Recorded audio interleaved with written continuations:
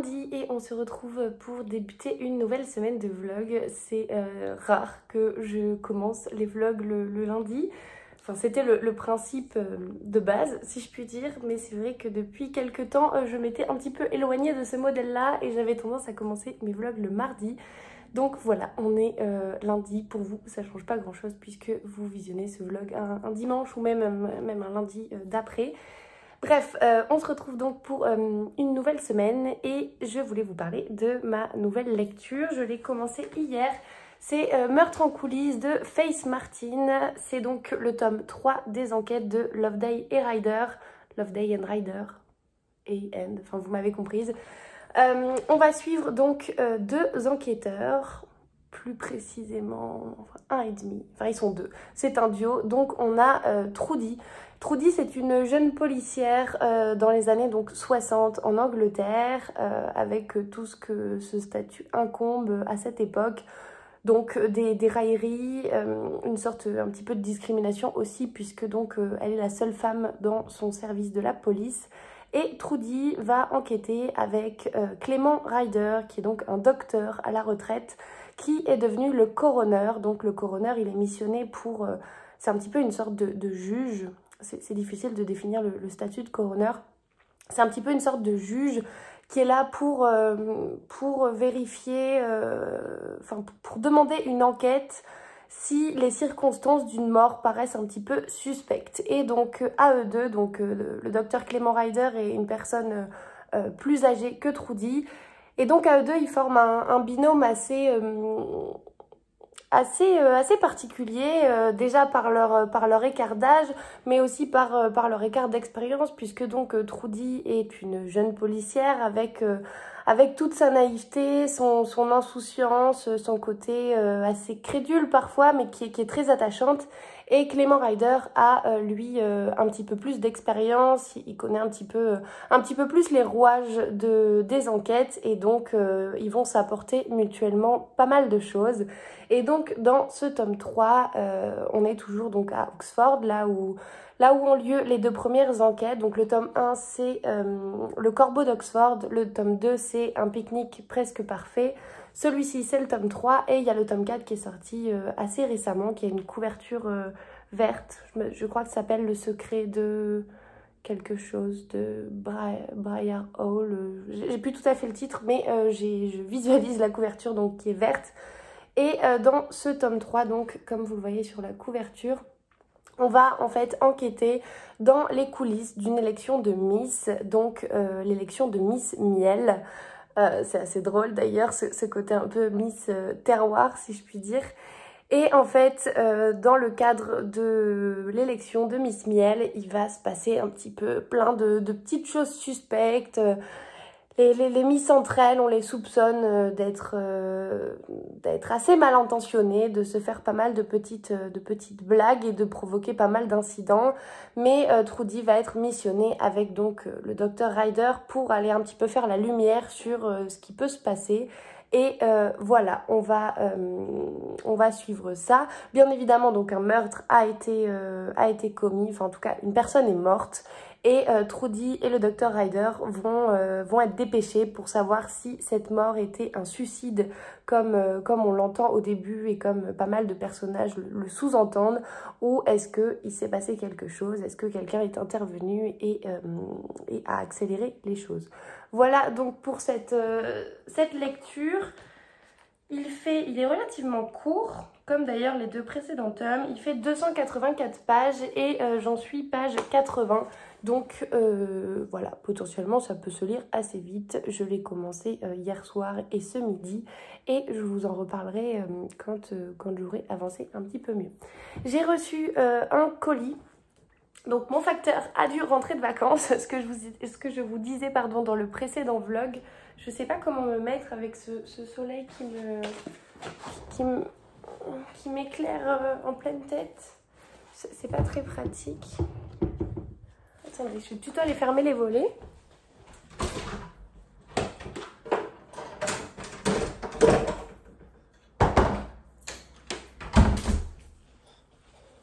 Hop. Bon, c'est pas vraiment mieux, mais c'est pas grave. Si c'est peut-être un petit peu mieux.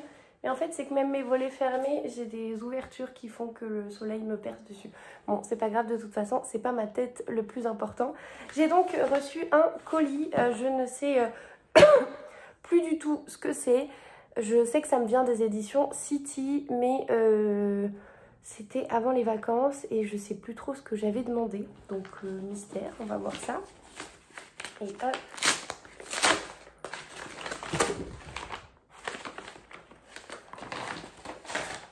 Et c'est donc un squelette dans le placard, c'est ça. C'est un Cozy Murder. Vous connaissez mon amour pour les Cozy Murder. Donc c'est celui-ci. Donc un squelette dans le placard, une enquête de Ginger Gold de Lee Strauss. Et alors, il y a le petit communiqué de presse. Donc il sort le 25 août. On est le 23 août aujourd'hui, donc il sort après-demain. Du coup, quand ce vlog sortira, vous serez, il sera déjà sorti. Voilà. Et il coûte 17,50. Oh, c'est assez abordable, je trouve, comme prix. Donc, cette couverture, elle est trop mignonne, je trouve. Et ça fait très automnal avec le manoir, etc., etc. Donc, le résumé. Après des années passées en Amérique, Ginger Gold, jeune veuve un peu excentrique, est de retour à Londres pour vendre sa maison d'enfance. Un séjour banal qui se complique quand Boss, son petit chien, découvre le corps momifié d'une femme dans le grenier. Shocking. Qui est la victime? Depuis combien de temps est-elle là? À ses risques et périls, Lady Gold se lance dans une délicate enquête aux côtés de sa dynamique dame de compagnie et du séduisant inspecteur Basil Reid. Les indices semblent tous converger vers une soirée organisée dans la maison 10 années plus tôt. Ni une ni deux, pour enfin lever le voile du mystère, Ginger décide d'organiser une nouvelle soirée en invitant les mêmes convives que 10 ans auparavant. Une idée géniale? Pas sûr, car avant la fin de la soirée, un nouveau meurtre est commis. Donc ce résumé, moi, me tentait beaucoup quand j'avais eu l'occasion de le lire et de choisir celui-ci. Et il me fait pas mal penser d'ailleurs, alors un tout petit peu juste sur la dernière partie du synopsis, il me fait pas mal penser aux 7 morts d'Evelyn Hardcastle, puisque c'est un petit peu le même schéma où en fait il s'est passé quelque chose. Alors là je crois qu'en l'occurrence c'était 16 ans plus tôt. Et donc lors d'une soirée, il y a quelqu'un qui était mort et comment dire, le cercle se reproduit un peu sans fin, ça veut pas dire grand chose. La boucle se reproduit et il y avait donc la même soirée 16 ans après avec les mêmes invités. C'est un peu le même schéma. Il est il est pas très long et c'est surtout que c'est écrit très gros. Donc il fait pareil, 282 pages, c'est similaire. Sauf que c'est écrit assez gros, donc et de manière très aérée, donc ça peut se lire très rapidement. J'ai super hâte de le lire et je pense que du coup je vais l'intégrer au challenge de Cécilia, donc le Happy Fall Challenge qu'elle lance cet automne. Et donc il y a plusieurs catégories. Je vous invite, si vous ne connaissez pas ce challenge, à aller voir le compte Instagram de Cécilia où elle en parle très bien et elle décrit les différentes catégories. C'est un challenge assez simple, je trouve, et tant mieux. On n'est pas sur un challenge avec 18 000 menus, des sous-catégories, on n'est pas du tout là-dedans. On est sur quelque chose de très simple. Je crois qu'il y a 7 ou 8 catégories avec voilà, un cozy mystery, lire un roman gourmand, enfin tout ça, lire un livre avec une couverture orange. Il y a quelques petites choses, mais c'est tout à fait faisable. Dixit, la fille qui a galéré à constituer sa pile à lire, mais j'ai enfin réussi avec votre aide un petit peu. Donc je pense que je vais opter pour celui-ci pour la partie Cozy Mystery et voilà. Je m'arrête ici et puis je vous reprendrai, alors non pas demain parce que demain j'ai une grosse journée de travail, donc je pense que ce sera un petit peu tendu de vous prendre, mais mercredi très certainement.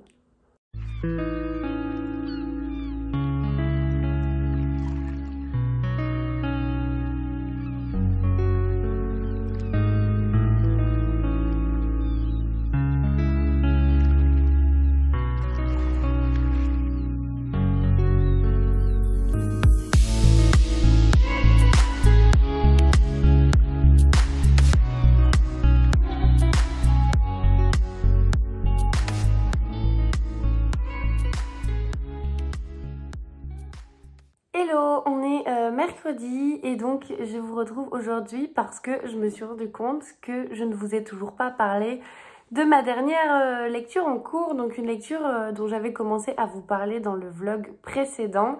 C'est Un coin de ciel brûlé de Laurent Guillaume aux éditions Michel Lafon. Et je vous ai dit que j'étais sur le point de le terminer, que je vous en reparlerai, et puis finalement je ne vous en ai pas reparlé, donc il serait quand même un peu temps de le faire. Donc je récapitule pour les personnes qui n'auraient peut-être pas vu le vlog précédent. Dans ce roman, ce thriller, on va se placer à deux époques différentes. La première, on sera donc en 1992 en Sierra Leone et on va suivre l'histoire de Neil. Neil qui est un garçon de 12 ans qui a perdu toute sa famille, tous ses proches dans le cadre de la guerre qui sévissait en Sierra Leone et qui a été enrôlé de force et qui est devenu un enfant soldat, donc à seulement 12 ans. Il a été enrôlé par les rebelles du RUF, du RUF, alors je sais pas exactement comment ça se traduit, par donc les rebelles et voilà, donc à 12 ans c'est devenu un enfant soldat avec tout ce que la guerre incombe, donc des meurtres, des assassinats, des viols, des pillages, des choses vraiment horribles. Et au-delà d'y assister, il a dû y participer, il s'est forgé son caractère de soldat et donc on va assister à ça dans un premier temps. Donc ça se passe en 1992 et parallèlement on va aussi avoir une partie donc qui se passe de nos jours. Ça commence à Genève en Suisse, mais ça se passe un petit peu aux quatre coins du monde et on va suivre donc Tania qui est une journaliste française qui va être appelée, va être convoquée par la police parce que un homme lui avait donné rendez-vous dans une chambre d'hôtel pour lui donner des informations très sensibles. Tania étant journaliste d'investigation chez Mediapart, cette personne l'avait contacté en lui disant qu'il avait des choses très folles à lui raconter, le scoop de l'année un petit peu. Et voilà, il n'avait pas donné de précision, etc. Il avait juste donné rendez-vous à Tania. Et donc Tania va être convoquée par la police parce que cet homme a été retrouvé mort.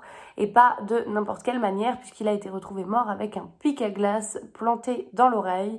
Donc forcément, il va falloir qu'elle dise un peu ce qu'elle sait. En l'occurrence, elle ne savait pas grand-chose. Et va se mettre en place toute une enquête là-dessus. Pour finalement que ces deux histoires, donc celle de Neil en 92 et celle de Tania de nos jours, finissent par converger avec donc en toile de fond cette guerre qui a déchiré une partie de l'Afrique, cette course au diamant notamment, tout ce sang qui a été versé, tout ce sang qui a coulé. Et franchement voilà, donc je peux pas, là je pense que même je suis bien rentrée dans le détail, je vous ai rien spoilé parce que c'est ce qui est écrit littéralement sur la 4e de couverture, mais vous avez quand même un résumé assez détaillé. Et ce livre, franchement, je l'ai adoré. Je le lisais donc en lecture commune avec Agathe, du compte Agathe Books, et je crois que toutes les deux, on a vraiment beaucoup apprécié cette lecture, à tel point qu'on a envie de découvrir d'autres livres écrits par Laurent Guillaume, parce que c'est un vrai roman, un vrai thriller d'action. On est vraiment à la croisée entre un petit peu d'espionnage quand même, parce qu'on est dans les rouages de ce qui a pu se passer. On a un côté très mafieux quand même un petit peu aussi. On a ce côté guerre, ce côté horreur de la guerre. Voilà, on est un peu à la croisée des chemins. C'est difficile pour moi de le résumer. Mais donc la plume de l'auteur, elle est très fluide. Je crois qu'il est scénariste de séries. Voilà, il écrit aussi pour la télévision. Et donc il est l'auteur de plusieurs romans remarqués, dont Mako, Black Cocaine, en cours d'adaptation pour la télévision, et Là où vivent les loups. Il écrit aussi pour la télévision. Et c'est un ancien capitaine de police, aujourd'hui consultant pour de grandes organisations internationales. Et alors, bougez pas, j'ai Siri qui s'est déclenchée, c'est fantastique. Ça se ressent en fait énormément dans l'écriture de Laurent Guillaume parce que alors déjà c'est très très bien documenté. On a beaucoup de détails, on a beaucoup de détails un peu techniques quand même aussi, mais qui gâchent pas du tout la lecture, mais qui justement viennent renforcer ce côté très réel. Donc notamment quand il nous parle des organisations internationales, que ce soit la CIA, le FBI, le MI5, de savoir comment, quel pays, parce qu'on parle quand même aussi je vais pas trouver mes mots, de géopolitique. Savoir dans quel pays s'est engagé à partir de quand. Enfin, c'est quelque chose où moi j'avoue que l'Afrique, je connais pas par cœur, comme beaucoup je pense, je connais pas par cœur la carte de l'Afrique. Je serais incapable de placer sur une carte certains des pays qui sont cités. Et voilà, ça permet d'y voir plus clair, ça permet... c'est poignant en fait comme récit. C'est vraiment, c'est totalement décousu mon avis, mais je vous dis les choses comme je les ai pensées. C'est très poignant comme récit, donc déjà pour tout ce qui va toucher à la partie de Nil, de voir les horreurs auxquelles il a dû faire face. Et également comment il s'est transformé, comment ça a forgé son caractère, de voir toutes les horribles personnes qu'il a pu côtoyer et toutes les atrocités que ces personnes-là ont pu faire. Et de voir également ce lien avec Tanya qu'on ne soupçonne absolument pas dès les premières pages, voire même arriver au milieu. Et à la fin, tout finit par tellement bien s'imbriquer. Voilà, c'est un sans faute, si je puis dire.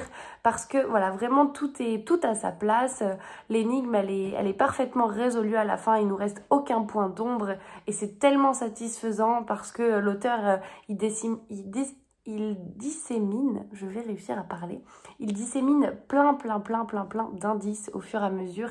Et à la fin, quand je vous dis que tout s'imbrique, c'est que il reste vraiment aucune zone d'ombre. On a tout clarifié et c'est rare. Ça n'arrive pas sur tous les thrillers, donc ça mérite d'être souligné. Et voilà, donc j'ai adoré ce thriller. Il fallait quand même que je prenne un petit peu de temps pour vous en parler. Mais j'ai adoré. Je trouve que c'était très rythmé. On s'ennuie pas du tout. Il y a plein de rebondissements. C'est voilà, vraiment j'ai adoré.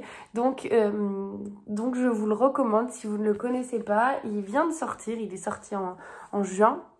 Donc on est en août, enfin il vient pas juste de sortir, mais ça fait 2 mois qu'il est sorti. Et voilà, c'est une superbe découverte et ça m'a donné envie de découvrir d'autres livres de cet auteur. Et je pense que je m'en procurerai à l'occasion quand j'irai en librairie. Bref, je m'arrête ici parce que je dois repartir travailler. On est donc le midi et je vous reprendrai demain pour vous parler de ma lecture en cours.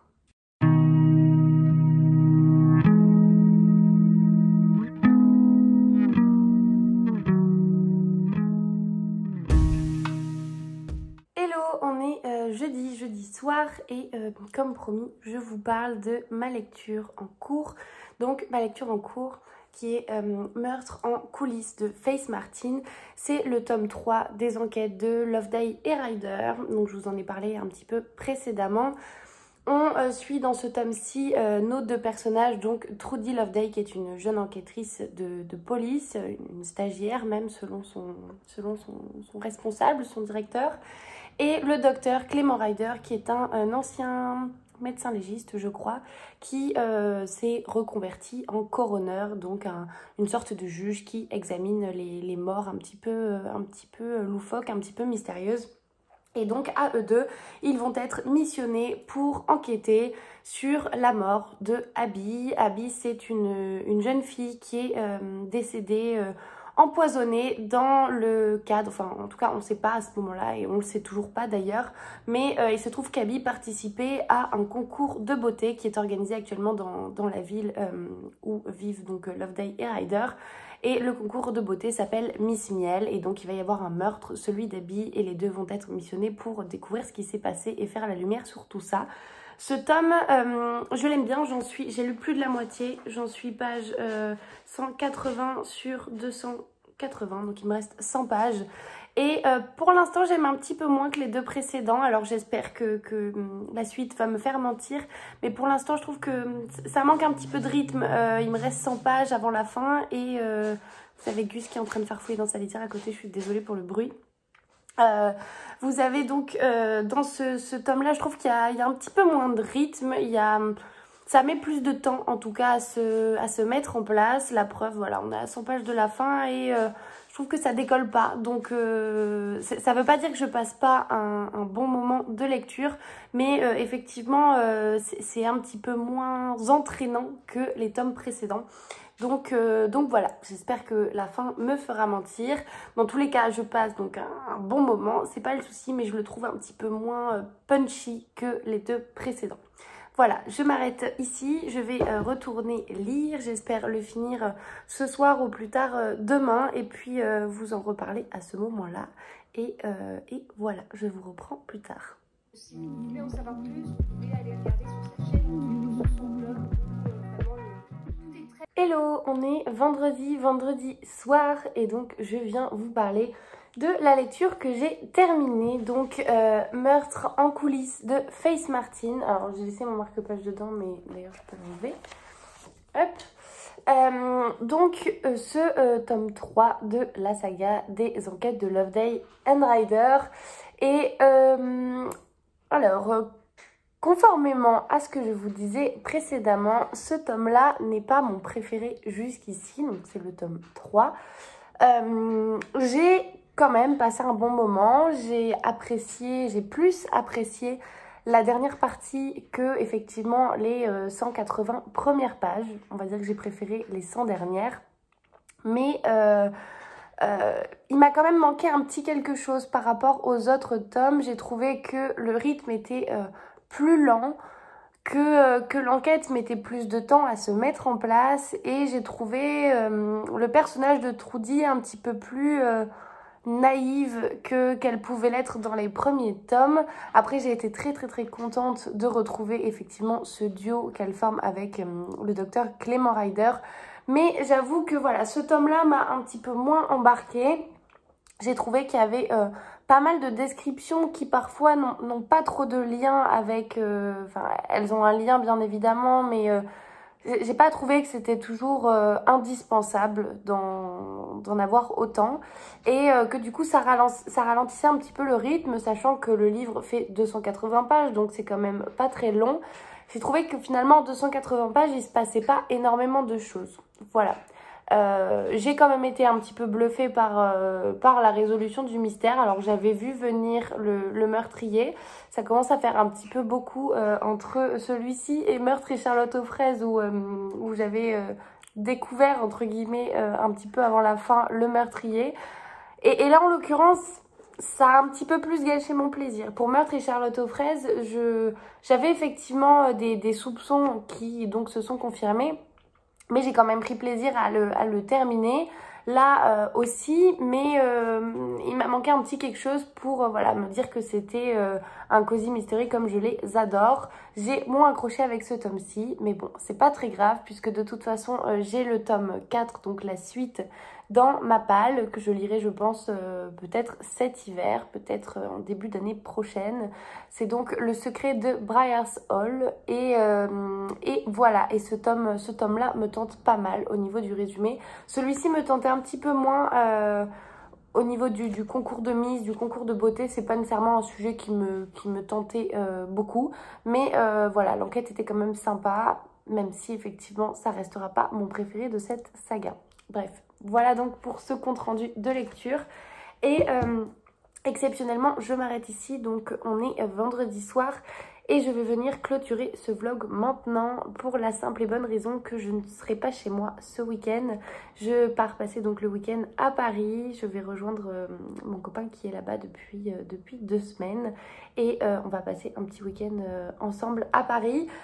Et donc forcément, je rentrerai que dimanche soir et ce sera impossible de vous poster le vlog à ce moment-là. En tout cas, le vlog si je continue samedi et dimanche.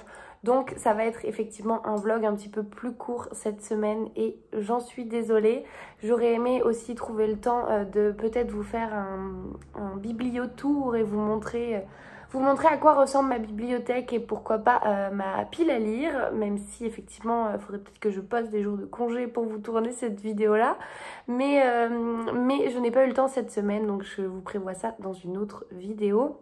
Et sinon, ce que je voulais vous dire, c'est que donc mercredi prochain, donc vous allez voir cette vidéo dimanche soir, le mercredi qui suit, mercredi 1er septembre, je vous réserve une nouvelle vidéo qui est déjà donc programmée, qui est une vidéo que vous aviez été assez nombreuses à me demander au sujet donc de mes thrillers préférés. Je vous ai donc préparé un top 6 des thrillers que je préfère. J'espère que la vidéo vous plaira. Et voilà, bref, je m'arrête ici. J'espère que vous avez passé un agréable moment en ma compagnie, même si ce moment a été effectivement bien plus court que la semaine précédente. J'espère que vous avez trouvé de nouvelles suggestions de lecture, que je vous ai donné envie de lire certains titres dont j'ai parlé. Et de mon côté, je vous dis à la prochaine.